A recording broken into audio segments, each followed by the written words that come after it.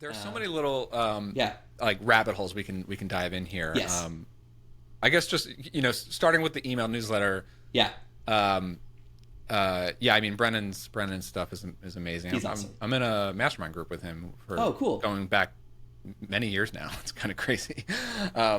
And he or just in that idea of an evergreen news, like you say that Yeah. it's fully automated, but you still wrote the content Oh, at some point. totally. Like And just to be you clear, created, you just sort of like lined it yes. up in like, so if a new person signs up today, they're getting all the stuff that you've built into this sequence over the years, right? Yeah, and yeah, I'm right. I run a newsletter actually every week, and so the people who've been on my email list the longest are getting like the newest newsletter. But when I was doing it before, like the traditional newsletter way, where you just write an email and you send it, it just really wasn't a great user experience because somebody who just subscribes is like hearing about some advanced sales strategy that I'm teaching or some new way to design a program, and they're like, "What?" I mean, it was actually.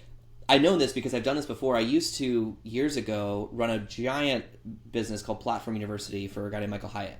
And so I was the dean of Platform University, had an email list of over 100,000 subscribers. My name was in the from of every email. And we had built out an automated newsletter with a little help from Brennan. We did bring him in as a consultant during part of that. But I did most of it, and I did all the writing. And we had this still to this day. And since then, that business has been sold. It's passed through hands a couple times. If you go subscribe to their newsletter today, you will get an email from me that I wrote many years ago. And then you will get an email every week for a year and a half before the automation runs out. Yeah. And I I haven't mean, I touched love that Yeah. concept in general. Yeah. Obviously, it's good to like optimize Yeah. the subscribers and the funnel and all that. But like, I used to do a similar thing with my newsletter. I've sort of abandoned all the audience building stuff I just got so involved in software now. But Sure.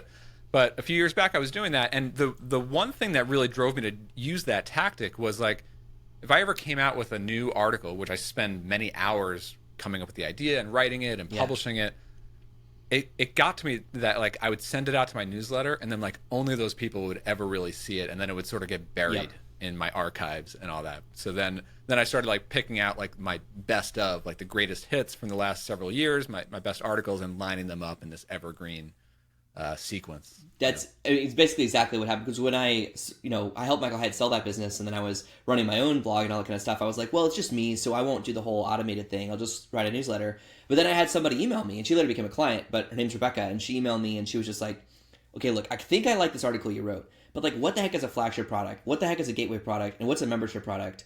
And this, like, there's this terminology that I was just using that, like, for me was just, it had become so just like a core part of what I teach that I didn't even realize how confusing it was to her. And so it was actually helpful I was like, thank you. I'm going to go back and fix that. And so I want to get into like your yeah. line of like the landscape of everything, but you bring up a really good point. One thing I always like to think about whenever like writing a new article or newsletter or something, I would try to be speaking to like myself from a few years ago, because there is all this terminology that like if you're in it every day, it might seem like, oh, that's so obvious, everybody knows that, or I'm not like reinventing the wheel here, but like Totally. every single day there are new people coming into the space, coming online, even just like young folks like kind of growing up and growing into the industry or whatever it might be, who are just discovering any concept it might be like for the first time. So yeah, it's a really interesting thing. Well, I think what you just said is true in general, Brian, but I think specifically for my audience, because I'm helping people. So what I do is I help smart professionals turn their wisdom into wealth by building a thriving online education business.